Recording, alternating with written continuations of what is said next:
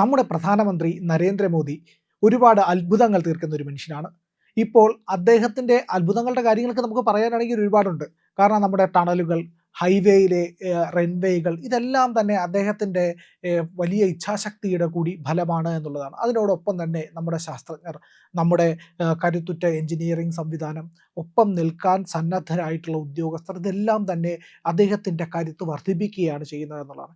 ഇവിടെ നമുക്ക് മെരുക്കാൻ ഭൂമിയിൽ ഏറ്റവും പ്രയാസമുള്ള ഒന്നാണ് കടൽ, സമുദ്രം. ആ സമുദ്രത്തിനെ നമ്മുടെ കൈപ്പിടിയിൽ ഒതുക്കുക എന്ന് പറഞ്ഞാൽ അത് അത്യന്തം ക്ലേശകരമായിട്ടുള്ള ഒന്നാണ്.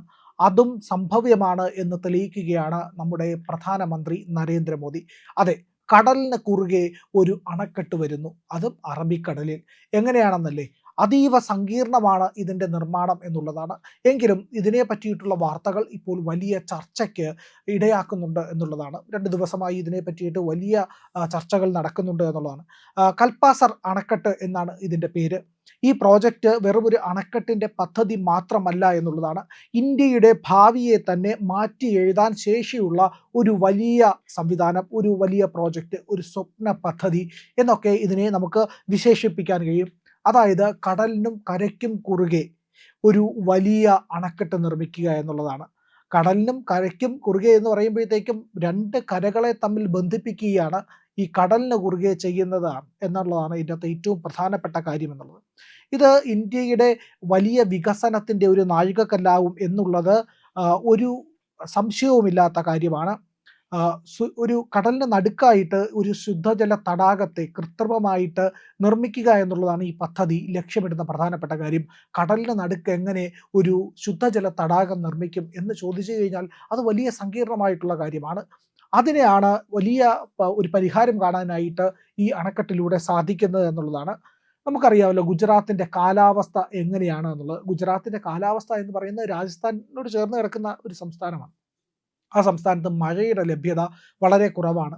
അവിടത്തേക്കുള്ള ജലത്തിൻ്റെ ആവശ്യം നിർവഹിക്കുന്നത് എന്ന് പറയുന്നത് അവിടുത്തെ നദികളാണ് എന്നുള്ളതാണ്.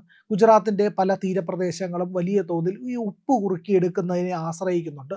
ഉപ്പ് നമുക്ക് ഗാന്ധിജിയുടെ ഉപ്പ് സത്യാഗ്രഹമൊക്കെ അറിയാമല്ലോ. അപ്പോൾ ഉപ്പ് കുറുക്കിയെടുത്ത് ആ ഉപ്പ് വ്യാപാരം നടത്തുക എന്നുള്ളത് ഗുജറാത്തിലെ ഒരു പ്രധാനപ്പെട്ട ബിസിനസ്സിലും ഒന്നാണ് എന്നുള്ളതാണ്. അപ്പോൾ ഇങ്ങനെ ഉള്ള ഗുജറാത്തിൻ്റെ കാലാവസ്ഥയും അവിടുത്തെ വരൾച്ചയും ജലദൗർലഭ്യവുമാണ് ഇത്തരം ബിസിനസ്സുകളിലേക്ക് പലപ്പോഴും തിരിയാനായിട്ടുള്ള കാരണം എന്നുള്ളതാണ്. അപ്പോൾ ഫലഭൂയിഷ്ടമായ മണ്ണുണ്ടായിട്ട് കൂടിയും അത് കൃഷിയോഗ്യമല്ലാത്തതിന് അവിടുത്തെ ഉപ്പ് വെള്ളത്തിൻ്റെ സാന്നിധ്യം വലിയ തോതിൽ ബാധിക്കാറുണ്ട് എന്നുള്ളതാണ്. അപ്പോൾ ഈ ജലക്ഷാമത്തിനും ഇതിനുമെല്ലാം പരിഹാരം കാണാൻ വേണ്ടിയിട്ടാണ് പ്രധാനമന്ത്രി നരേന്ദ്രമോദി കൽപ്പാസർ അണക്കെട്ടിൻ്റെ പദ്ധതിയുമായി മുന്നോട്ട് പോകുന്നത് എന്നുള്ളതാണ്. ഖമ്പാത് ഉൾക്കടൽ എന്ന് പറയുന്ന മേഖലയുണ്ട് ഗുജറാത്തിൽ നിന്ന്. ഉൾക്കടൽ മേഖല എന്ന് പറയാൻ അറിയാലോ, ഇരുവശത്തും കരയുള്ള എന്നാൽ കടലകത്തേക്ക് കയറി കിടക്കുന്ന ഒരു മേഖല. ആ മേഖലയിലാണ് ഇത്തരത്തിൽ വലിയ ഒരു ഡാം പണിഞ്ഞുകൊണ്ട് ഈ ഉൾക്കടലിനെ ഒരു ശുദ്ധജല തടാകമാക്കി മാറ്റാൻ പോകുന്നത്. ഇത് കിലോമീറ്ററുകളോളം നീണ്ടു കിടക്കുന്ന ഒരു ഉൾക്കടലാണ്. ആ ഉൾക്കടലിലേക്ക് വലിയ തോതിൽ ഈ പറയുന്ന ഉപ്പുവെള്ളം കടന്നു വരും. ഉപ്പുവെള്ളം കടന്നു വരുമ്പോൾ എന്താണ് സംഭവിക്കുന്നത് എന്ന് പറഞ്ഞു കഴിഞ്ഞാൽ ജലം പൂർണ്ണമായിട്ടും ഉപ്പായിട്ട് മാറും. കുടിക്കാനുള്ള യോഗ്യത വെള്ളത്തിനുണ്ടാകില്ല. അപ്പോൾ അങ്ങനെയുള്ള കുടിവെള്ളത്തിന് യോഗ്യതയില്ലാത്ത ജലം കൊണ്ട് നമുക്ക് എന്ത് കാര്യം ഇവിടെ കൃഷി ചെയ്യാനും കഴിയില്ല. പിന്നെ ആകപ്പാടെ ഉള്ളത് മത്സ്യബന്ധനം പോലുള്ള കാര്യങ്ങളാണ്. അവിടെയും വലിയ പ്രതിസന്ധികൾ നേരിടാറുണ്ടായിരുന്നു അവിടുത്തെ കർഷകർ എന്നുള്ളതാണ്. അപ്പോൾ ആ പ്രദേശത്തെ കർഷകർക്ക് ഇപ്പോൾ വലിയ ഒരു ശുഭവാർത്തയാണ് കൽപ്പാസറിലൂടെ വന്നുകൊണ്ടിരിക്കുന്നത് എന്നുള്ളതാണ്. ഈ കടലിൻ്റെ ഭാഗത്ത്, അതായത് ഈ ഉൾക്കടലിൻ്റെ അതായത് റിവർ മൗത്ത് എന്ന് പറയില്ലേ, അതുപോലെ ഉൾക്കടലിൻ്റെ ഈ കടലുമായിട്ട് ചേരുന്ന ഒരു പ്രദേശം, അപ്പോൾ ബേ മൗത്ത് എന്ന് വേണമെങ്കിൽ പറയാം അല്ലേ, അങ്ങനെയുള്ള ഒരു പ്രദേശം. ആ പ്രദേശത്തിൻ്റെ പരമാവധി ദൂരം എന്ന് പറയുന്നത്, വീതി എന്ന് പറയുന്നത് 150 കിലോമീറ്റർ ആണ്. എന്നാൽ ഈ ഉൾക്കടലിൻ്റെ ഏറ്റവും അകഭാഗം, അതായത് ഏതാണ്ട് നമ്മുടെ ഈ പറയുന്ന നദികളൊക്കെ വന്ന് ചേരുന്ന ഭാഗമുണ്ടല്ലോ, ആ ഭാഗം ഏതാണ്ട് 5 കിലോമീറ്റർ മാത്രം വ്യാപ്തിയുള്ളതാണ്. അപ്പോൾ ഈ ത്രികോണാകൃതിയിൽ കിടക്കുന്ന ഈ ഉൾക്കടൽ പ്രദേശത്തെ ആകെ തന്നെ ഒരു അണക്കെട്ട് കൊണ്ട് ബന്ധിപ്പിച്ചു കഴിഞ്ഞാൽ ഇത് വലിയ തോതിൽ ജലസംഭരണിയായി മാറുമെന്നുള്ളതാണ്. ഈ ജലസംഭരണി പണിതുയർത്തുന്നതിൽ തന്നെ ഒരുപാട് ശാസ്ത്രീയമായ കാര്യങ്ങളുണ്ട്. അതായത് വേലിയേറ്റവും വേലിയിറക്കവും വൻതോതിൽ നടക്കുന്ന ഒരു മേഖല കൂടിയാണ് ഈ ഖംബാൾട്ട് ഉൾക്കടൽ മേഖല എന്നുള്ളതാണ്. വൻ ശക്തിയായിട്ടാണ് ശക്തമായ വേലിയേറ്റവും വേലിയിറക്കവും ഉണ്ടാകുന്നത്. അപ്പോൾ ഈ പ്രദേശത്ത് അണക്കെട്ട് കെട്ടുന്നതോടുകൂടി തന്നെ വേലിയേറ്റത്തിനെ തടയുകയും വേലിയിറക്കത്തിൻ്റെ സമയത്ത് അണക്കെട്ട് തുറന്നു വിട്ടുകൊണ്ട് ഈ അണക്കെട്ടിലെ ഉപ്പുവെള്ളത്തിനെ ഒഴുക്കിക്കളയുകയും ചെയ്യാൻ കഴിയുമെന്നുള്ളതാണ്. അങ്ങനെ നടക്കുന്ന പ്രക്രിയയിലൂടെ തന്നെ നിരന്തരമായി നടക്കുമ്പോൾ ഈ പറയുന്ന ത്രികോണാകൃതിയിലുള്ള ഈ അണക്കെട്ട്, ഈ വലിയ ജലസംഭരണി എന്ന് പറയുന്നത് കാലക്രമത്തിൽ ഒലിച്ചു വരുന്ന ഈ വെള്ളത്തിൽ നദീജലം കൊണ്ട് ശുദ്ധമായി മാറുകയും കടലിലെ ഉപ്പുവെള്ളം കലരാതിരിക്കുകയും ചെയ്യും. അതോടുകൂടി വൻപം പദ്ധതികളാണ് അതിൻ്റെ തുടർച്ചയായി ഉണ്ടാകാൻ പോകുന്നത്. ഇത്ര വലിയ ജലസംഭരണി ഉണ്ടായിക്കഴിഞ്ഞാൽ ഗുജറാത്തിന് അത് വൻ നേട്ടമാണ് ഉണ്ടാക്കാൻ കഴിയുന്നത്. സാധാരണഗതിയിൽ എന്ന് പറഞ്ഞു കഴിഞ്ഞാൽ ഈ ഗുജറാത്തിൻ്റെ മേഖല വരണ്ടുണങ്ങിയതും മഴ കുറവായതുമാണ്. എന്തുകൊണ്ടാണ് മഴ കുറവ് എന്ന് ചോദിച്ചാൽ, നമുക്കിപ്പോൾ ജൂൺ മാസമാണ്. ഈ ജൂൺ മാസത്തിൽ അതിൻ്റെ തുടക്കത്തിൽ തന്നെ, ഇല്ലെങ്കിൽ മെയ് മാസത്തിൻ്റെ അവസാനത്തിൽ തന്നെ വൻതോതിൽ നമുക്ക് മഴ ലഭിച്ചു തുടങ്ങും. മഴ ലഭിച്ച് തുടങ്ങിക്കഴിഞ്ഞാൽ, മൺസൂൺ എത്തിക്കഴിഞ്ഞാൽ ഉടനെ തന്നെ നമുക്ക് മഴ ലഭിക്കും. പക്ഷേ ഏറ്റവും അവസാനം മൺസൂൺ എത്തുന്ന ഒരു സ്ഥലങ്ങളിലൊന്നാണ് ഗുജറാത്ത് എന്ന് പറയുന്നത്. ഗുജറാത്ത് മേഖലയിലേക്ക് മഴ എത്തുമ്പോൾ തന്നെ മഴ വലിയ തോതിൽ ചുരുങ്ങും. ചെറിയ മഴയൊക്കെ കിട്ടിയാലായി.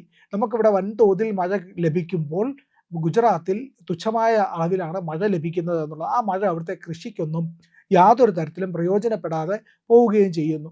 അപ്പോൾ എന്താണ് ഒരു പരിഹാരം എന്ന് പറഞ്ഞു കഴിഞ്ഞാൽ, പിന്നെ മറ്റ് സ്ഥലങ്ങളിൽ നിന്ന് ഒഴുകി വരുന്ന നദികളാണ്, നർമ്മദ അടക്കമുള്ള നദികളാണ് ബാക്കിയുള്ള ഒരു ഉപയോഗിക്കാൻ കഴിയുന്ന ഒരു ജലസ്രോതസ് എന്ന് പറയും. ഈ നദികളിൽ നിന്നുള്ള വെള്ളം എടുത്തുകൊണ്ടാണ് ഉപയോഗിക്കുന്നത്. പക്ഷേ ഇപ്പോൾ ഈ പറയുന്ന ഖംബാത് പോലുള്ള മേഖലയിൽ ഒരു വലിയ ശുദ്ധജല തടാകം മനുഷ്യനിർമ്മിതമായി ഉണ്ടാക്കുകയാണെങ്കിൽ ആ മേഖലയിൽ വൻതോതിൽ ഈ പറയുന്ന ശുദ്ധജലം സംഭരിച്ചാൽ ഇത് കൃഷിക്ക് ഉപയോഗമാക്കാൻ കഴിയും. അത് മാത്രവുമല്ല, ഈ ഖംബാത് ഉൾക്കടലിൻ്റെ മേഖല ഏതാണ്ട് 150 കിലോമീറ്റർ ആണെന്ന് പറഞ്ഞല്ലോ. ഇതിൻ്റെ കരഭാഗങ്ങളെ തമ്മിൽ ബന്ധിപ്പിച്ചുകൊണ്ടാണ് ഈ ഉൾക്കടൽ നിർമ്മിക്കുന്നത്. ആ ഉൾക്കടൽ നിർമ്മിക്കുമ്പോൾ ഏതാണ്ട് 60 കിലോമീറ്റർ നീളത്തിലാണ്, അതായത് അലാദർ മുതൽ ഭാവ്നഗർ വരെയുള്ള മേഖലകളിലാണ് ഈ പറയുന്ന അണക്കെട്ടുകൾ ബന്ധിപ്പിക്കപ്പെടുന്നത്. അത് 60 കിലോമീറ്റർ നീളമാണ്. അതായത് ഇന്ത്യയിൽ 60 കിലോമീറ്റർ നീളത്തിൽ ഒരു വലിയ അണക്കെട്ട് വരുന്നു എന്നുള്ളതാണ്. ഈ ഭീമൻ അണക്കെട്ടിൻ്റെ 28 കിലോമീറ്റർ നീളവും ഈ പറയുന്ന കടലിൻ്റെ ഭാഗത്തു കൂടിയാണ് പോകുന്നത്. ഉൾക്കടലിൻ്റെ, കടലിൻ്റെ ഏതാണ്ട് സമുദ്രത്തിൻ്റെ നടുക്കൂടി എന്ന് വേണമെങ്കിൽ പറയാൻ കഴിയും. ബാക്കി വരുന്ന ഭാഗങ്ങളെല്ലാം തന്നെ, അതായത് ഏതാണ്ട് 33 കിലോമീറ്റർ ബാക്കി വരുന്ന 33 കിലോമീറ്റർ വരുന്നത് വിവിധ റോഡുകളുമായിട്ട് ബന്ധിപ്പിക്കും. അതായത് ഏതാണ്ട് 150 കിലോമീറ്റർ ദൂരത്തിൽ സഞ്ചരിക്കേണ്ടി വരുന്ന ദൂരം 60 കിലോമീറ്ററായി കുറയും എന്ന് ചുരുക്കം. അങ്ങനെ അത് മാത്രവുമല്ല, ഇത് വിവിധ റോഡുകളെ തമ്മിൽ കണക്ട് ചെയ്യുകയാണ്. അങ്ങനെ കണക്ടിവിറ്റി വളരെയധികം വർദ്ധിക്കുകയാണ് ഇവിടെ ചെയ്യുന്നത്. അത് വലിയ ഇന്ധന ലാഭമുണ്ടാക്കും, ഗതാഗതം എളുപ്പത്തിലാക്കും എന്നുള്ളതാണ്. ചരക്ക് നീക്കവുമൊക്കെ വേഗത്തിൽ നടക്കും എന്നുള്ളതാണ് ഈ പദ്ധതിയുടെ ഏറ്റവും പ്രധാനപ്പെട്ട കാര്യം എന്ന് പറയുന്നത്. അത് മാത്രവുമല്ല, ഈ അണക്കെട്ട് നിർമ്മിച്ചു കഴിഞ്ഞാൽ ഉടൻ തന്നെ അവിടേക്ക് സബർമതി, ദാദർ, മാഹിദർ, നർമ്മദ തുടങ്ങിയ നദികളിൽ നിന്നുള്ള ജലവും ഒഴുക്കിവിടും. ഈ ജലമൊക്കെ ഒഴുക്കുന്നതോടുകൂടിയും അതുപോലെ തന്നെ ഇതുമായിട്ട് ബന്ധപ്പെട്ട് ഏതാണ്ട് 60ഓളം നദികളുണ്ട്. ഈ 60ഓളം അണക്കെട്ടുകളുണ്ട്. അണക്കെട്ടുകളിലേക്ക് ജലസേചനവും സാധ്യമാകും. ഈ 4 വലിയ നദികൾ കൂടാതെ 7 നദികളല്ലാതെ ഇതുമായിട്ട് ബന്ധിപ്പിക്കാൻ കഴിയും. അതായത് റിവർ ഇന്റർലിങ്കിങ് എന്ന് പറയുന്ന, അതായത് നദികളെ തമ്മിൽ യോജിപ്പിക്കുന്ന ഒരു വലിയ പദ്ധതിക്ക് കൂടി തുടക്കമാവുകയാണ് എന്നുള്ളതാണ് ഏറ്റവും പ്രധാനപ്പെട്ട കാര്യം. അതുപോലെ തന്നെ ഇത് ഈ ഗുജറാത്തിൻ്റെ ജലദൗർലഭ്യത്തെ, വരൾച്ചയൊക്കെ നേരിടാൻ വലിയ തോതിൽ സഹായിക്കും. ഗുജറാത്ത് എന്ന് പറഞ്ഞാൽ നേരത്തെ പറഞ്ഞല്ലോ, മഴയുടെ കുറവ് മാത്രമല്ല, കഴിഞ്ഞ നൂറ്റാണ്ടിലും ഈ നൂറ്റാണ്ടിലുമായി ഏതാണ്ട് 30ലധികം വരൾച്ചയെ, അതായത് കൊടിയ വരൾച്ചയെ നേരിട്ട ഒരു സംസ്ഥാനം കൂടിയാണ് എന്നുള്ളതാണ്. അപ്പോൾ ഈ കൽപ്പാസർ ഒരുങ്ങുന്നതോടുകൂടി തന്നെ അവിടേക്ക് 8000 മില്യൺ ക്യൂബിക് മീറ്റർ ജലം സംഭരിക്കാനുള്ള ഒരു വലിയ ജലാശയമാണ് ഒരുങ്ങുന്നത്, അല്ലെങ്കിൽ ഒരു വലിയ ജലസംഭരണിയാണ് ഒരുങ്ങുന്നത് എന്നുള്ളതാണ്. അതിനായി ഇത് ഗുണം ചെയ്യുക എന്ന് പറഞ്ഞു കഴിഞ്ഞാൽ, നമ്മുടെ സ്വരാഷ്ട്ര മേഖലയിലെ ഏതാണ്ട് 9 ജില്ലകളിലായിട്ട് കിടക്കുന്ന 10 ലക്ഷത്തോളം ഹെക്ടർ കൃഷിഭൂമികളിലേക്ക് വെള്ളം എത്തിക്കാൻ കഴിയും. ഈ വെള്ളം എത്തുന്നതുകൂടി തന്നെ ഈ മേഖലയാകെ തന്നെ കൃഷിയിൽ വളരെ സമ്പന്നമാകും. കൃഷി വൻതോതിൽ മാറുന്നതോടുകൂടി ഗുജറാത്തിൻ്റെ മുഖഛായ മാറുമെന്നുള്ളതാണ്. ഗുജറാത്തിൻ്റെ മാത്രമല്ല, ഇന്ത്യയുടെ തന്നെ. ഇത് ഇത്രയും നാൾ കൃഷി ചെയ്യാൻ പറ്റാതെ കിടക്കുകയായിരുന്നു, കാരണം ജലദൗർലഭ്യം കൊണ്ടായിരുന്നു എന്നുള്ളതാണ്. ഇനി അത് മാത്രമാണോ എന്ന് ആലോചിച്ച് നോക്കൂ. അത് മാത്രവുമല്ല എന്നുള്ളതാണ്, ആ മേഖലയിലേക്ക് കുടിവെള്ളം എത്തുന്നതോടുകൂടി ഈ പറയുന്ന കൽപ്പാസറിലെ ശുദ്ധജലം നിറയുന്നതോടുകൂടി ഈ തീരമേഖലയാകെ തന്നെ ഉപ്പിന്റെ സാന്നിധ്യം കുറയുകയും ശുദ്ധജലം വർദ്ധിക്കുകയും ആ ശുദ്ധജലം കൊണ്ട് ഭൂമി ഫലഭൂയിഷ്ടമാവുകയും ചെയ്യും. ശുദ്ധജലത്തോടുകൂടി ആ പ്രദേശത്തെ കൃഷിക്ക് പുതിയൊരു മാനം കൈവരും എന്നുള്ളതാണ് ഇതിലെ ഏറ്റവും പ്രധാനപ്പെട്ട കാര്യം. അതുപോലെ തന്നെ ഭൂഗർഭ ജലങ്ങൾ, ഇത് 60 ഡാമുകളിലേക്ക് ഇതിൽ നിന്നുള്ള ജലം തിരിച്ചു വിടുമ്പോൾ ഭൂഗർഭ ജലത്തിന്റെ തോത് വർദ്ധിക്കും. ഇത് ഈ പറയുന്ന ജലസമ്പുഷ്ടമാകാൻ ഈ മേഖലയാകെ തന്നെ, അല്ലെങ്കിൽ ഗുജറാത്തിന്റെ ഈ തീരമേഖലയെല്ലാം തന്നെ സഹായിക്കും എന്നുള്ളതാണ്. അതുമാത്രവുമല്ല, ഇതിന്റെ ഗുണങ്ങൾ വളരെ വലുതാണ് എന്നുള്ളതാണ്. എന്തൊക്കെയാണ് എന്ന് പറഞ്ഞു കഴിഞ്ഞാൽ, ഇത് ഗതാഗതത്തിന്റെ വളർച്ച നമ്മൾ പറഞ്ഞു കഴിഞ്ഞല്ലോ, റോഡിന്റെ ദൂരം പകുതിയായി കുറയുന്നു എന്നുള്ളത്. അത് മാത്രവുമല്ല, ഊർജ മേഖലയിലും വൻ മാറ്റമുണ്ടാകും. കൽപ്പാസറിന്റെ സമീപ പ്രദേശങ്ങളിലായെല്ലാം തന്നെ വൻതോതിൽ വിൻഡ് മില്ലുകൾ സ്ഥാപിക്കപ്പെടും. അതായത് കാറ്റാടി യന്ത്രങ്ങളിൽ നിന്ന് ആയിരക്കണക്കിന് മെഗാവാട്ട് വൈദ്യുതി ഉൽപ്പാദിക്കാൻ കഴിയും. അതുപോലെ ഈ നദികളിലെല്ലാം തന്നെ, ഈ നദികളുടെ വശങ്ങളിലും അതുപോലെ ഈ പറയുന്ന കൽപ്പാസറിന്റെ ഈ വാട്ടർ സ്പ്രെഡ് ഏരിയയിലും അതുപോലെയുള്ള മേഖലകളിലെല്ലാം തന്നെ സോളാർ സ്ഥാപിക്കുന്നതോടുകൂടി 1200ഓളം മെഗാവാട്ട് വൈദ്യുതിയാണ് ആ മേഖലയിൽ നിന്നും ലഭിക്കുന്നത് എന്നുള്ളതാണ്. അപ്പോൾ പാരമ്പര്യ ഊർജ സ്രോതസ്സുകളിൽ നിന്ന് മാറിയിട്ട് വൻതോതിൽ ഈ പറയുന്ന വൈദ്യുതി ഉൽപാദനം, അതായത് പുനരുപയോഗ വൈദ്യുതി ഉൽപാദനം വലിയ തോതിൽ വർദ്ധിപ്പിക്കാനുള്ള സാധ്യതയുമുണ്ട്. ഇനി അത് മാത്രമല്ല, കൽപ്പാസറുമായിട്ട് ബന്ധപ്പെട്ട് നടക്കുന്ന ചർച്ചകളിൽ ഇതുവരെയും അധികം വാർത്തകളിൽ വരാത്ത മറ്റൊരു കാര്യം കൂടിയുണ്ട്. വേലിയിറക്കത്തിന്റെ സാധ്യതയെ കൂടി ഗുണപ്പെടുത്തിക്കൊണ്ട്, ഇല്ലെങ്കിൽ ഈ ഡാമിന്റെ അനുബന്ധ പ്രദേശത്തെയും നദീജലത്തിന്റെ ഈ പറയുന്ന ഓഷൻ കറണ്ട് എന്ന് പറയുമല്ലോ, അതിനെയൊക്കെ ഉപയോഗപ്പെടുത്തിക്കൊണ്ട് അവിടെ ഈ പറയുന്ന കടലിൽ നിന്നുള്ള വൈദ്യുതി ഉൽപാദനത്തിന്റെ സാധ്യതകളെ പറ്റിയും പഠനം നടക്കുന്നുണ്ട് എന്നുള്ളതാണ്. ഇതിൻ്റെയൊക്കെ രൂപരേഖകൾ പിന്നീട് പൂർണ്ണമായിട്ടും ലഭ്യമാകുകയുള്ളൂ എന്നാണ് അറിയാൻ കഴിയുന്നത്.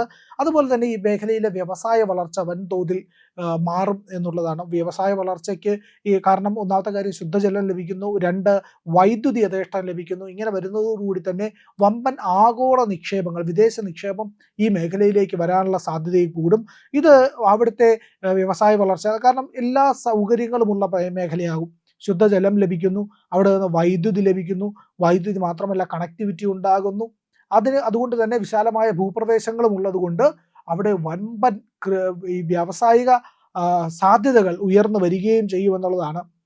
അത് മാത്രവുമല്ല, ഇത്രയും കാലം അവിടുത്തെ ഏതാണ്ട് 10,000-കണക്കിന് വരുന്ന മത്സ്യത്തൊഴിലാളികൾക്ക് ഈ ഉൾക്കടലിനാണ് ആശ്രയം.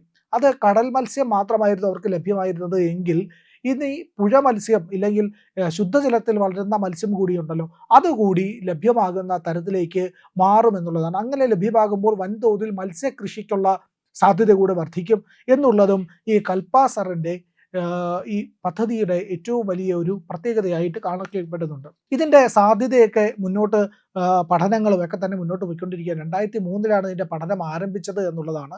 ഫീസിബിലിറ്റി സ്റ്റഡി അന്ന് തൊട്ട് തുടങ്ങിയതാണ്. ഇതിന്റെ സാധ്യത ആദ്യമായിട്ട് നമ്മുടെ ഇന്ത്യ സർക്കാരിന് മുന്നിൽ വെച്ചത് എന്ന് പറഞ്ഞു കഴിഞ്ഞാൽ നെഡോണ എന്ന് പറയുന്ന ഒരു ഡച്ച് കമ്പനിയാണ്. അവരാണ് നമ്മുടെ ഗുജറാത്ത് തീരപ്രദേശത്തിന്റെ സംരക്ഷണ പദ്ധതിയുമായിട്ട് ബന്ധപ്പെട്ട് പ്രവർത്തിച്ചിരുന്നവർ.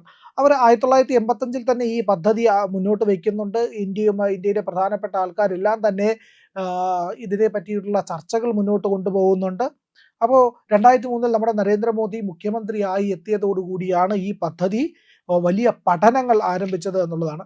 അപ്പോൾ നെതർലാൻഡ് എന്ന് പറയുന്ന രാജ്യമുണ്ടല്ലോ, ആ രാജ്യത്തെ ബന്ധപ്പെടുത്തിയിട്ടാണ് നമ്മൾ ഇതിൻ്റെ സാങ്കേതിക പരിപാടികളെല്ലാം തന്നെ പ്ലാൻ ചെയ്യുന്നത്. കാരണം നെതർലാൻഡ് എന്ന് പറയുന്ന നാടിൻ്റെ, ആ രാജ്യത്തിൻ്റെ പ്രത്യേകത എന്ന് പറയുന്നത് അവർ കടലിനോട് പോരാടി പൊരുതി മുന്നോട്ട് പോകുന്നവരാണ്. നമ്മുടെ മാൽദീവ്സിന് സമാനമായിട്ട്, ഇല്ലെങ്കിൽ കുട്ടനാടിന് സമാനമായിട്ട് സമുദ്രനിരപ്പിൽ നിന്ന് താഴ്ന്നു കിടക്കുന്ന പ്രദേശങ്ങൾ ഏറെയുള്ള രാജ്യമാണ് നെതർലാൻഡ്സ്. അവരുടെ രാജ്യത്തിൻ്റെ 1/3 ഭാഗവും സമുദ്രനിരപ്പിന് താഴെയാണ് എന്നുള്ളതാണ് ഏറ്റവും പ്രധാനപ്പെട്ട കാര്യം. അതുകൊണ്ട് തന്നെ അവരുടെ നാടിനെ, ഭൂമിയെ സംരക്ഷിക്കാൻ വേണ്ടിയിട്ട് അവർ വൻതോതിൽ സമുദ്രത്തിന് കുറുകെയുള്ള ഡാമുകൾ നിർമ്മിച്ചിരുന്നു എന്നുള്ളതാണ്. അത് 1932-ൽ തന്നെ ഡച്ചുകാർ നിർമ്മിച്ച ഒരു ഡാമുണ്ട്, അബ്സല്യൂട്ട് ഡിജിക് എന്ന് പറയുന്ന ഡാം. നമ്മുടെ പ്രധാനമന്ത്രി നരേന്ദ്രമോദി നെതർലാൻഡ് സന്ദർശിച്ചപ്പോൾ ആ ഡാമൊക്കെ സന്ദർശിക്കുകയും ചെയ്തു. അപ്പോൾ ഇത്തരത്തിലുള്ള ഈ സാങ്കേതിക വിദ്യകൾ നെതർലാൻഡിൻ്റെ കയ്യിലുണ്ട്. ഇവയെല്ലാം ഉപയോഗപ്പെടുത്തിക്കൊണ്ടാണ് നമ്മൾ അതിഗംഭീരമായ കൽപ്പാസർ അണക്കെട്ട് നിർമ്മിക്കാൻ പോകുന്നത്.